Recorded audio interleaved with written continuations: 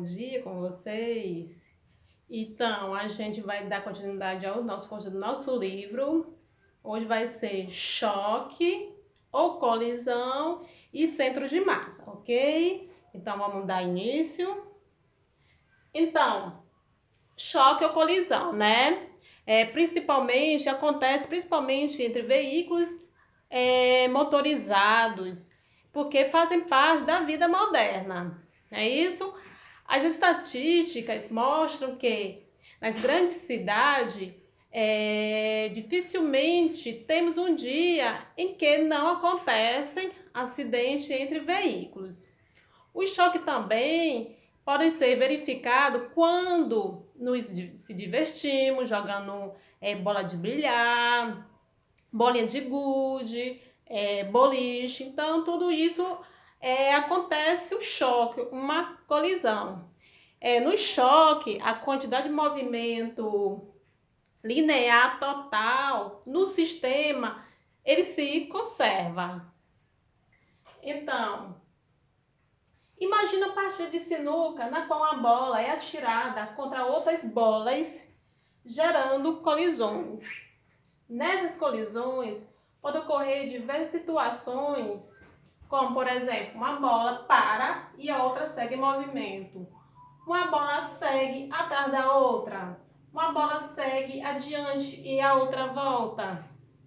Vamos agora analisar as colisões entre dois corpos, mas vamos dar maior atenção às colisões que ocorrem numa única direção. Ou seja, ele quer dizer que é unidimensional. Então, colisão unidirecionais frontais, considerando uma colisão central e frontal. Aí, central e frontal de dois corpos A e B, com movimento na direção horizontal e apoiado numa superfície plana, né? Então, o que acontece antes do choque?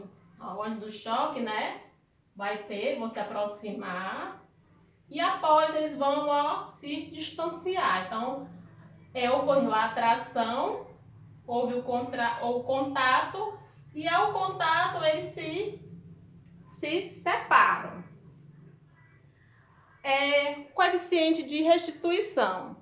Então, a fase que acontece um choque é chamado aproximação e a que o sucede chama-se afastamento. Então, uma maneira prática de classificar, gente, um choque consiste em tomar por base a velocidade relativa de afastamento que após o choque, não é isso? E a velocidade relativa de aproximação. De aproximação, o que se refere é antes desse choque, né?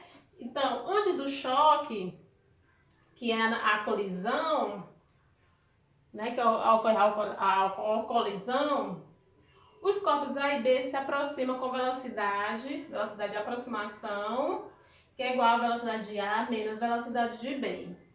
E após o choque, os corpos se afastam com velocidade VB menos VA. Então, antes, que é a aproximação, VA menos VB e depois VB menos VA. O coeficiente de restituição, que é representado por essa letra E, de um choque, é definido pela razão entre a velocidade de afastamento e a velocidade de aproximação, ok?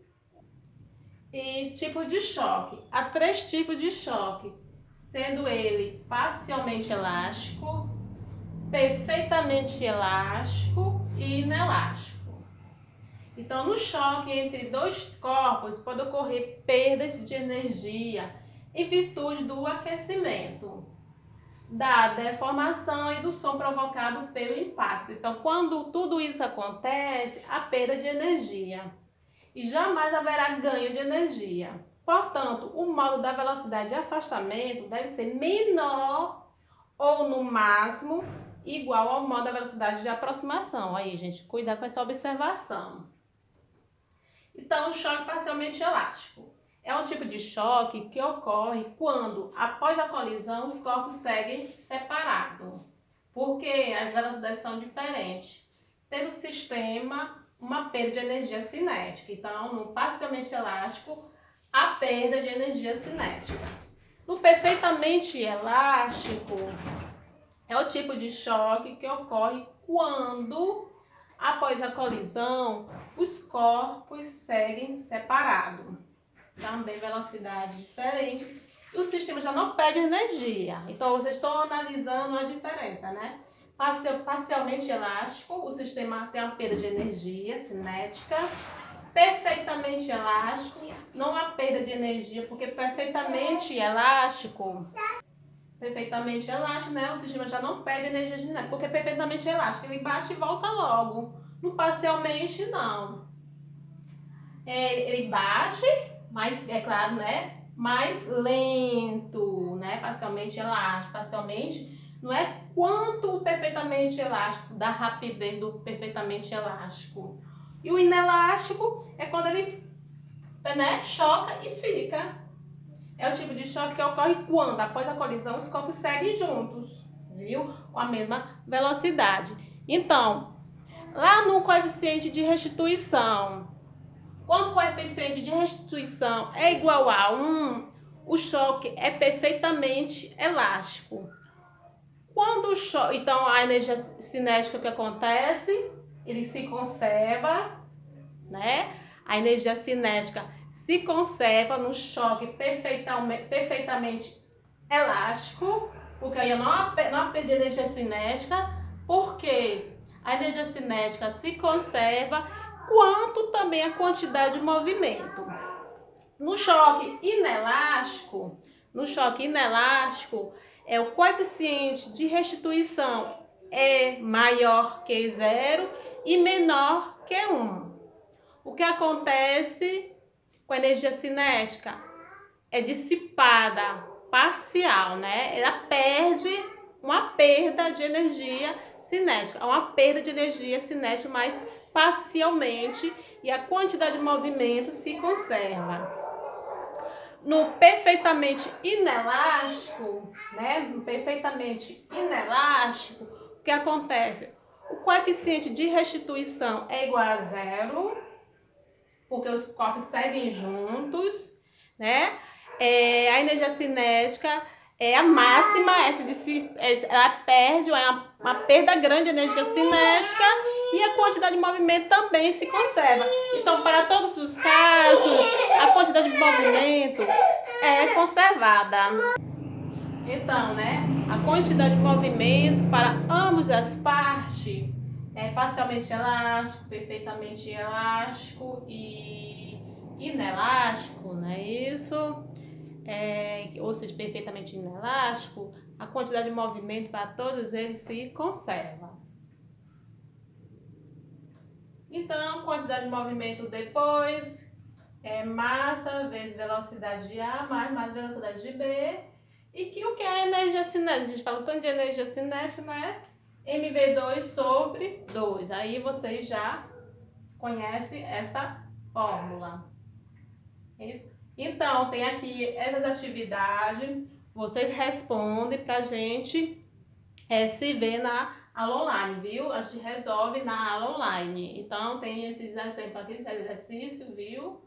3 questões, 4, 5 questões. Ok? Então, centro de massa agora. Então, centro de massa. Para vocês, o que é centro de massa? Acho que você já tem o conhecimento. Se eu não me engano, a gente estudou no ano passado, né? Se eu não me engano. O que é centro de massa? Então, gente, como tá o nome já bem parecido, centro, massa, né? O que é o centro de massa? Então, o centro de massa nada mais é ponto onde toda a massa é concentrada, não é isso? Este ponto pode ser um centro geométrico. Então, e o seu cálculo depende da distribuição, né, de uma dos corpos. Depende da distribuição de massa de um corpo para o cálculo, para os cálculos, né, entre as coordenadas, para os cálculos entre as coordenadas x e y, porque a gente vai precisar dessas coordenadas x e y. Então, vai depender muito da distribuição dessas coordenadas x e y, quanto das massas, ok? Então, representa, né, centro de massa CM, representa o ponto onde podemos supor que toda a massa de um corpo esteja concentrada, né? E que todas as forças externas atuem nesse ponto.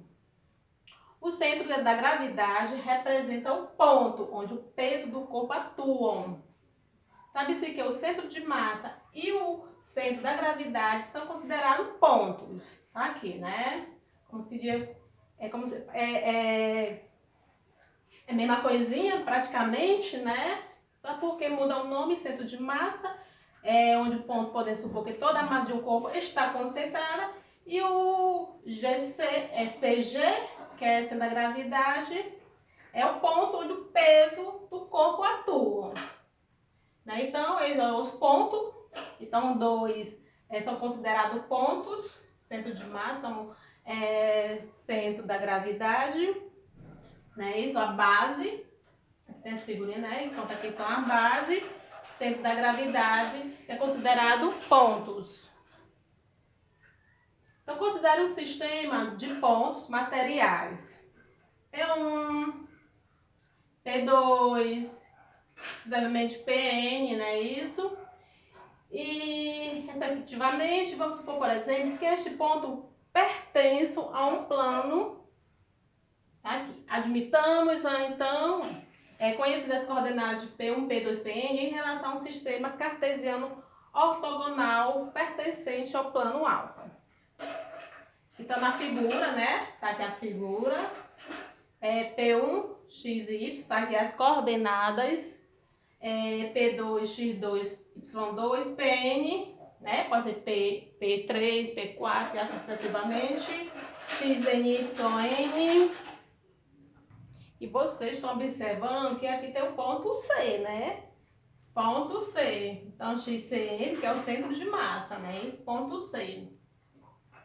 O ponto C de coordenadas, ó, XY, centro de massa, obtido através das médias ponderadas. Então, vamos lá. Como a gente vai calcular esses pontos? Essas médias ponderadas? O de X. Então, X, massa vezes X1, mais, então a soma, né? Massa 2, X2, mais massa 3, X3. E assim sucessivamente, pode ser até 1000, viu? Dividido pela soma de suas massas. Então, massa, coordenada X, porque é para o ponto X, coordenada X, então aqui só serve para o X, dividido pela soma de suas massas, enquanto o Y, massa, coordenada Y, viu? Mesma coisa, sobre a soma de suas massas, que recebe justamente o centro de massa do sistema materiais. Ok? Propriedade do centro de massa. Então, se o sistema de pontos materiais admite um eixo ou um centro de simetria, de modo que as massas de pontos simétricos sejam iguais, então o centro de massa pertence ao eixo ou ao centro da simetria, né? P1, P2, aí que é o centro de massa, né? Isso que é o ponto médio do segmento. Aqui, então, ó, então para os planos, né? Para as figuras geométricas, tá aqui, onde se encontra o centro de massa para tais figuras. Tá aqui, triângulo, né? O C, o centro de massa, ao quadrado, tá aqui, para o círculo, ó, tá aqui, o retângulo, aqui. Então, demonstrando onde fica o centro de massa para cada figura geométrica. Considere uma chapa homogênea, como por exemplo, a chapa homogênea em forma de T, não é isso?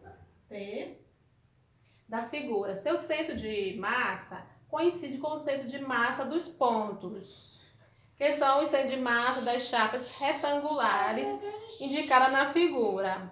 Pode-se generalizar a propriedade anterior, subdividindo-se o sistema em mais de dois conjuntos parciais. Então, aí, ó, C1, linha 1 e C2. Então, porque aqui é um T, né? Tem aqui como fosse um retângulo, é o centro de massa, e como fosse aqui o centro de massa, então dividido, uma figura dividida em dois, porque se fechar aqui fica um retângulo, ok? Aqui, esse exemplo. Determine as coordenadas do centro de massa do sistema de partícula indicado ao lado, né? Abaixo. Então, tá aqui as coordenadas x e y, e tem aqui, né? Os numerais. E os pontos 2 está interligado ao 1, né? Aqui nesse ponto tá a massa 1, aqui tá a massa 2. 1 ao 4, né? 1y, 4x, a massa 3. Ok? E sendo que a massa 1 está dando o valor, né? 2, massa 2, 3, massa 3, 5. Então, só tem 3 massas, ok? Então, as coordenadas 1, 2, 3 até 4. Então, as coordenadas das partículas são x1 é 0, né? E aqui ele já tá indicando aqui na figura, viu? Já tá explicando. Então, x1, ó, x1 é 0, no ponto 0. O x2, ó, x2, o x na parte do x, né? O, que é a massa 2, tá bem aqui no 1. O x3, ó, o x3 tá aqui no 4. O y1 também aqui é igual a 0. O y2, 2 tá aqui, né? O y2 tá no 2. O y3 tá aqui no 1. Então é assim, gente. Aí, desse modo, as coordenadas do centro de massa são. Então, aqui eu vou responder com mais detalhes, viu, gente? Responder com mais detalhe e mostrar para vocês em outro vídeo, certo? Aí fica melhor o entendimento. Então, vou explicando, eu vou escrevendo, explicando como é feito a terminação desse cálculo.